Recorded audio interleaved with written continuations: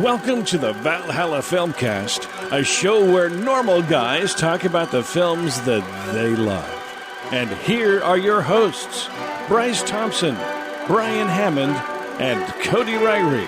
Now get ready, because the show starts in 3, 2, 1. Welcome to the Valhalla Filmcast. I am Bryce Thompson. I am here with Cody Ryrie and Brian Hammond.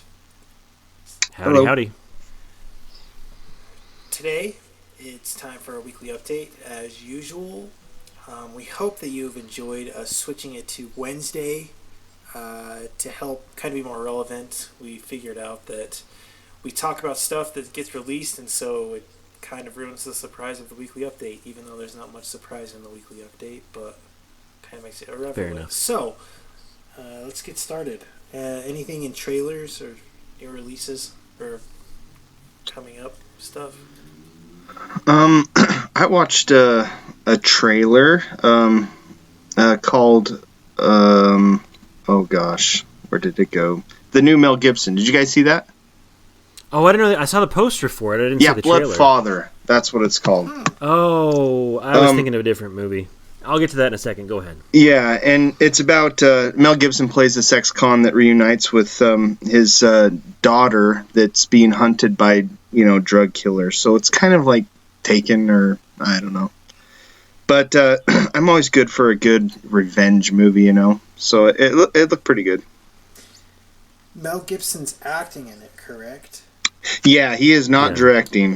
It is a French director. So, the last movie I remember Mr. Gibson being in was not Get Him to the Greek. No, not even close. The Gringo movie. Yeah. Get the Gringo Yeah, or Get the whatever. Gringo, Get the Gringo. So He was actually in Expendables 3 and Machete Kills as well. okay. Small parts, but I didn't see those ones, but I don't know. What do you think? Well, the exciting news about he looks good in that part, don't get me wrong. But the real exciting news is I think Mel Gibson is a better director than he is an actor. And his next film that he has directed just got a poster, and we should be getting a trailer soon. It's called Hacksaw Ridge. Oh yeah. And it's the first movie he's directed since Apocalypto. So it looks super interesting. It's the true story of a medic. He was a conscientious objector. He wouldn't fight, but he went and became a medic, this guy, in World War II. And he saved like 30 people during a battle and got shot like 4 times. And it's this incredible story. And the guy from Social Network and the guy who played Spider-Man is playing the medic. I can't remember it. Andrew Garfield is playing the medic. And the poster looks great. I think Mel Gibson, he may be kind of a abusive man towards his women, and he may have problems with drink and bigotry, and those are all terrible things. I'm guessing most of those stem from alcohol. Yeah, most of it's stemming from alcohol. If he could just get himself clean, I love the guy. I know people hate on him, but yeah, he's had some pretty explicit run-ins that are less than savory, but I still like him. I'm really good at separating, art from the politics. Otherwise, I wouldn't watch anything. I think we've said that before, but yeah, I just think it's I love exciting him. that he's getting back in the saddle. So yeah. it's gonna be cool. And I mean, his war, like We Were Soldiers, that's one of the best war movies that I've seen. I mean, That's true. He didn't direct that, but yeah, that's true. it I is. guess. Okay, but he's in it, so. I mean, I'd say his still, movies are better directed than We Were Soldiers was. I'll agree with that. I mean, Apocalypto, that was almost on my top 10 list of all time. Yeah. Mm-hmm. So, I have to recover from my past statement, but Apocalypto is really amazing because he makes this like foreign film movie, and it's not really foreign film. Like, you're not bored with it. I mean, I never even watched a foreign film movie in my entire life, and I was very fascinated by Apocalypto. I thought it was amazing. I could still watch it right now, even, and it's amazing. Well, and of course, Braveheart, classic exactly. Braveheart, and and Passion of the Christ is also very well made. I mean, the violence and stuff has been controversial, but craft-wise, it's hard to argue that it's anything other than really well made. So Yeah. Yeah, he's a talented guy. Well, I mean, I So- guess I guess what I mean, kind of by the whole comment of "we were soldiers," is he's been by it. You know, he's been around it, and so I mean, he's gonna know kind of like who to go to for help and figure it all out. I'm not really worried at all about this movie. No, him coming no. back. Well, and the screenwriter is Randall Wallace, who also wrote We Were Soldiers, and he also wrote Braveheart. Okay, yeah. So he's got a good pedigree behind him, too. So this should be a very interesting movie. There's no release date or anything, is there? You know, I don't know, but it did just get an official poster. I think filming is done. So we should be getting a trailer anytime. This says, we all know how reliable IMDb is, but it says November 4th, 2016. So It could be right. I think I was hearing that it got a very Oscar-friendly release date. okay. So that would make sense because, end of the year, that's when you put out your awards contenders. So How do you think that's a good how do sign. you That's a think he good would sign. If fare, that's though? accurate, that's a good sign. Yeah, how do you think he would So- fare though for the Oscars since he's been Well, screw him. I mean, I don't care if he gets the awards. I think it's interesting that the studio thinks it's worthy of that. That's true. That's a good sign. That's Yeah. So, and it's going to be hard for him to ever get an award again because he Yes. talked bad about Jewish people in Hollywood. So that's just not going to happen. But if we still get the movies, I'm happy. So I agree. Cool. Well, anything else on trailers? I got nothing. Yeah. I did. Gosh, I don't have it pulled up. I'm not prepared. I won't even talk about it. Brian didn't do the reading. Um, Okay. Well, I did the watching, but I forgot. So I guess moving on, some big releases coming out this week. Yep. Number one is Ghostbusters. The film cast will be reviewing it, and they'll be talking about Ghostbusters 1 and 2 as well. So look out for those. When should they be looking for the Ghostbusters 1 and 2 review? Probably When are we gonna put that very up? soon after this. And Okay. before the release of Ghostbusters, the third one. Except it's not really the third one, but the third movie. Okay. So yeah, keep a lookout. And they should also, we're going to have the Ghostbusters review up this weekend. So Yes. look out for Yeah. that. For the new one. Yep. So that should be out in time for you to listen to it if you are skeptical, or if you just want to know what we thought before you go see it. That should be up for you.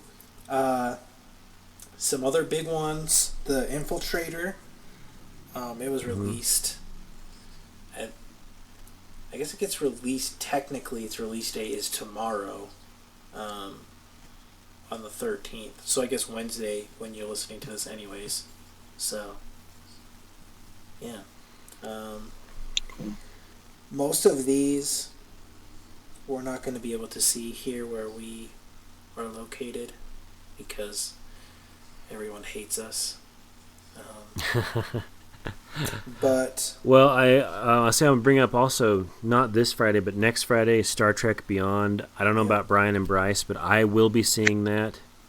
And For sure. at least I'll be reviewing it. Brian, are you going to go see it? Yeah, absolutely. Okay, so Bryce, I don't think you're a big Star Trek guy. Yes? never No? seen them. Okay, so not huge, moderate fan.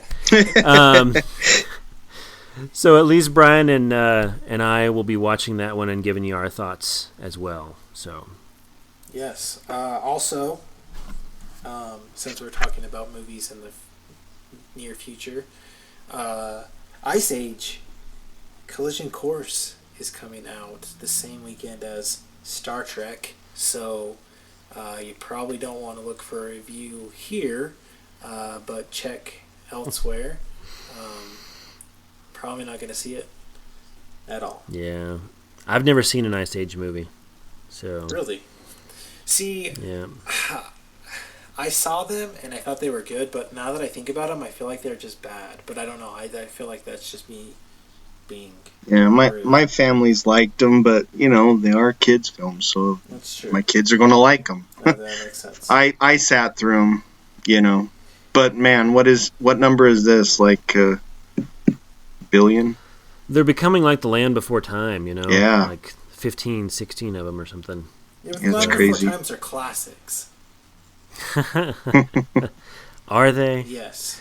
Are they really? Yes. So Okay, well, fair enough. you like At least the first one is. you like your weird movies, so I can like the Lab Before Time movies. Okay. Okay. Anything else on coming soon? I got nothing. Cool. Did you guys see The Secret Life of Pets? Bryce, I know you were really anxious to see that. I saw that this weekend. You did? Okay, I'm going to see that. And I have to apologize to everyone that I didn't see it this weekend and I didn't get a review out for it. I know that I've been talking about it for the whole year, but it's just been pretty crazy. But I will see it. And It destroyed the box office. I mean, it did really well. yeah. So Hey, I fell asleep in it. nice. 2 parts. But that's that's nothing against the movie because, I have narcolepsy apparently, so. No, it was good. No, it doesn't work. The kids loved it, so. Cool. Box office. Since we were talking about Life of Pets destroying the box Yeah. office. I want to say, I know it made over $100 million this weekend. So, 104 million. Wow. yeah, it did really well. Really, really well. The next was Legend of Tarzan, which was 21. So as a comparison, shows you that scale. Mm-hmm. Wow. It's quite a Yeah, that's pounded. pretty intense. Those came out at the same time? I thought Tarzan came out 2 weeks Tarzan ago. came out a week before. Oh, Its yeah, second, you're right. Its second week was second 21. week, yeah. Okay. What else came out with it this week that could be... Mike and Dave Need Wedding Dates, that raunchy comedy. That only made like 16 million. Yeah. It was not that great.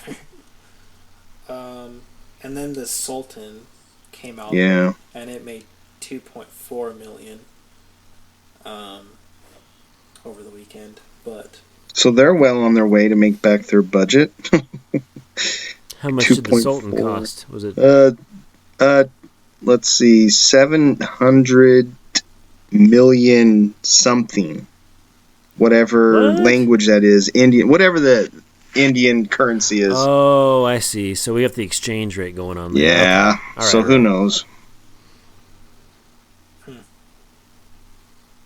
interesting.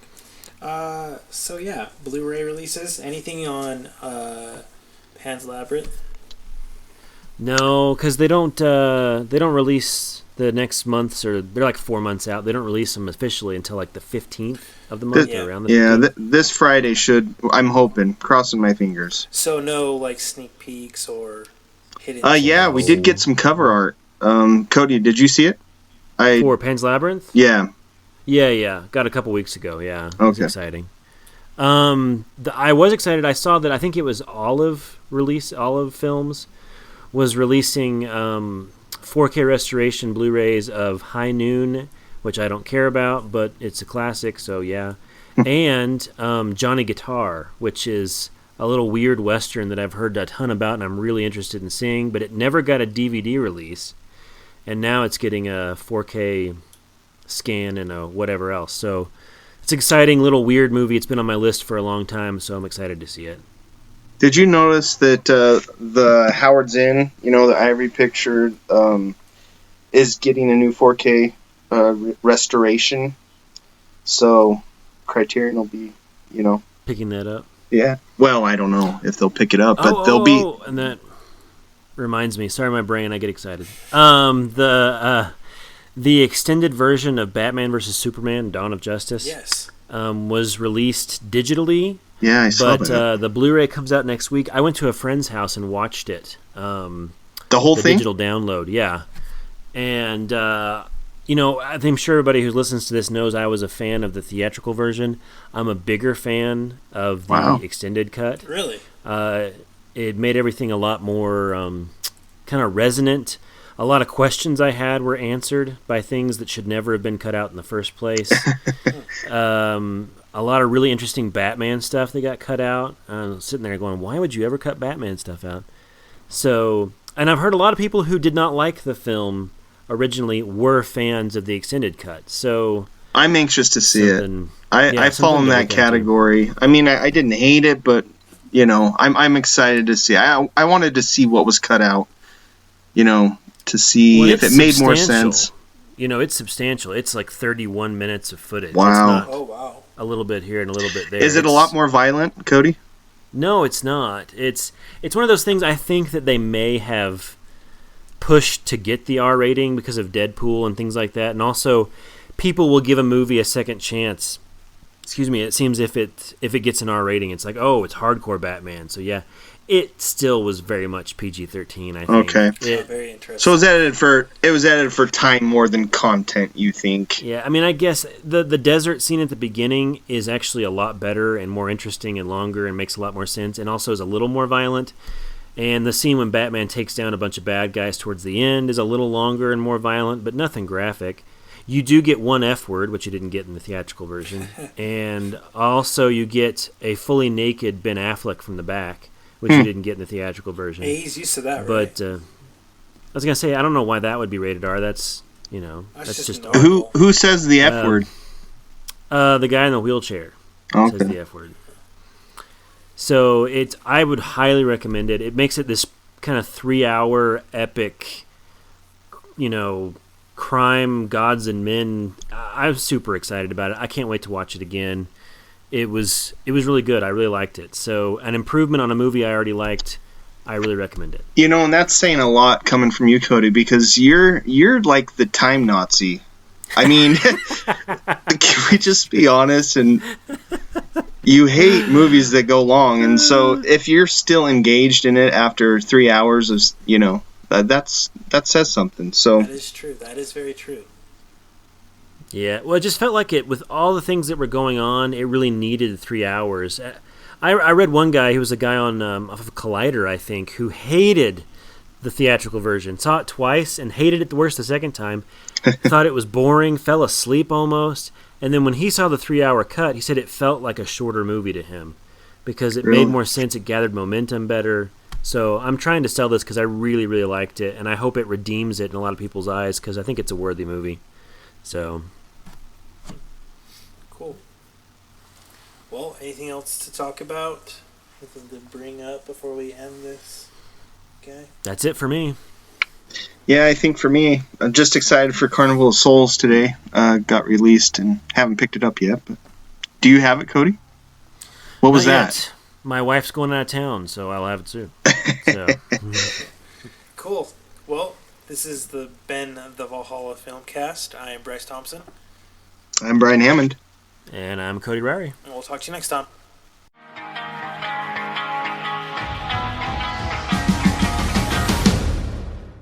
The following views, opinions, and commentary are the sole property of the Valhalla Filmcast. Any unauthorized reproduction without prior consent is prohibited. Any incidental music, audio clips, or film trailers are used for the sole purpose of film criticism and commentary as allowed under the Fair Use Act.